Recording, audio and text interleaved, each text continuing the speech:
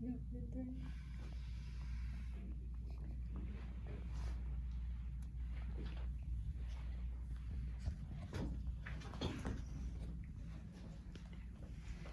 morning, everyone. Today I'm going to be talking about my family's homemade sauce and meatball recipe. Growing up, my family always had a sauce and meatball dinner on Sunday evenings.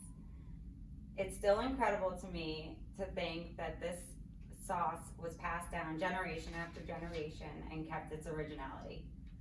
I've been told by many people it's the best tomato sauce they've ever had, even by my husband, who's a very tough critic when it comes to food.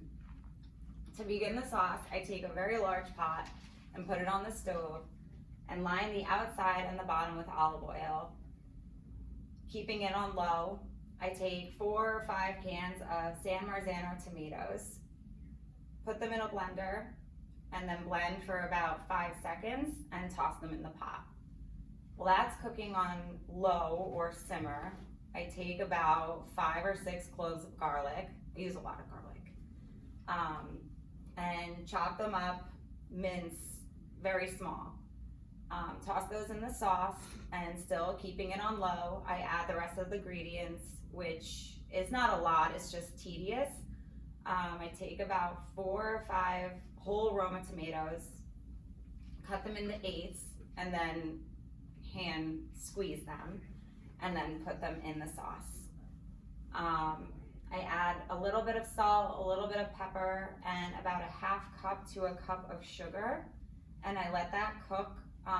It takes about anywhere between 4 to 6 hours to cook to make sure all the acid is out of it.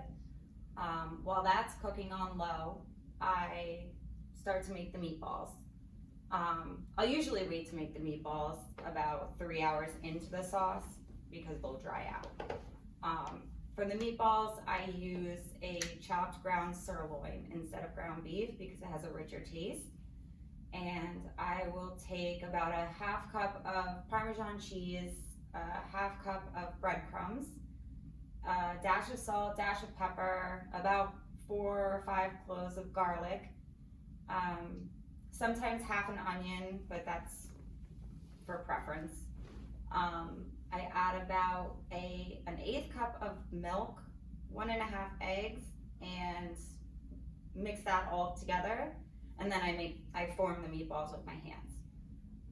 After all the meatballs are formed, I put those in a frying pan on low just to brown the outsides and the edges. Then I put them all on a baking sheet and stick them in the oven on about 250 for as long as it takes to fully cook. They can be a little bit undercooked because I'll later put them in the sauce. And after the meatballs are done, I'll take them out, place them in the sauce. I'll add some basil and any other minor ingredients that I feel it may need. And at that point, it's ready to be served over pasta with anything else you would like to have. Thank you. Yay.